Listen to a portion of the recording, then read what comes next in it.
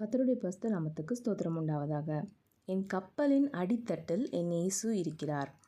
இந்த பாடல் கிப்சன் துரை அப்படின்றவங்க பாடின பாடல். இந்த வரியை நான் கேட்டோடனே எனக்கு கொஞ்ச நாளுக்கு முன்னாடி கேட்ட ஒரு மெசேஜ் ஞாபகம் வந்துச்சு. ஸோ அது உங்களுக்கெல்லாம் யூஸ்ஃபுல்லாக இருக்கும் அப்படின்னு நினச்சி நான் ஷேர் பண்ணுறேன். கப்பலோட அடித்தட்டு அப்படின்னு பார்க்குறோம். இது ஏசப்பா ஒரு தடவை படகுல போவாங்களே, அப்போது காற்று புயல்லாம் அடிக்கும். அந்த டைமில் ஏசப்பா கப்பலோட அடித்தட்டில் படுத்து தூங்கிட்டு இருப்பாங்க.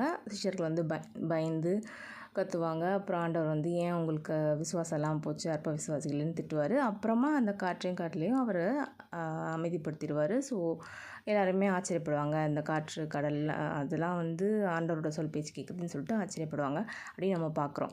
இப்போ இதில் அந்த அடித்தட்டு, கப்பலின் அடித்தட்டு அப்படின்றதுல அது ஒரு அர்த்தம் இருக்குது அப்படின்ற மாதிரி சொன்னார். என்ன அப்படின்னா, அது இருக்கிறதுலே பலவீனமான ஒரு பகுதியாக.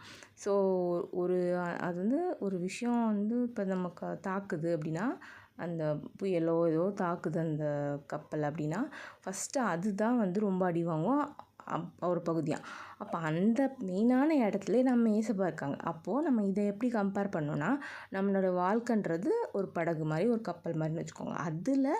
அதில் ஒரு வீக்கான பாயிண்ட் நம்மளுக்கு இருக்கும். நம்ம ஏதோ ஒரு வீக்னஸ் இருக்கும்.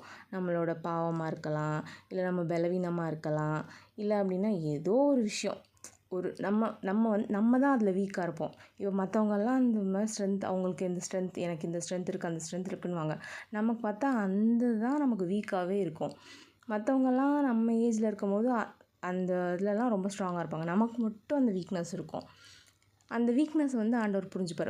நான் இப்படி வீக்காக இருக்கேனே, நான் பயன்பட முடியுமா அப்படின்னு. பலவீனமான உங்களை தான் ஏசப்பா தெரிஞ்சு கொண்டிருக்கிறார் இல்லையா?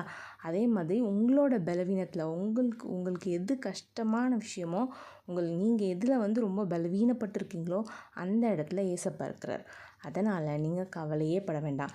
எவ்வளோ பெரிய புயல் மாதிரி பிரச்சனை வந்தாலும் சரி, இடி மாதிரி வாழ்க்கையில் பிரச்சனை விழுந்தாலும் சரி, திருப்பி எவ்வளோ அழ வந்தாலும் சரி, நீங்கள் அதுக்கு மேலே ஏறி போயிட்டே இருக்கலாம்.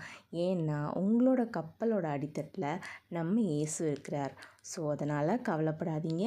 உங்கள் கப்பல் மூழ்காது. ஆமென்.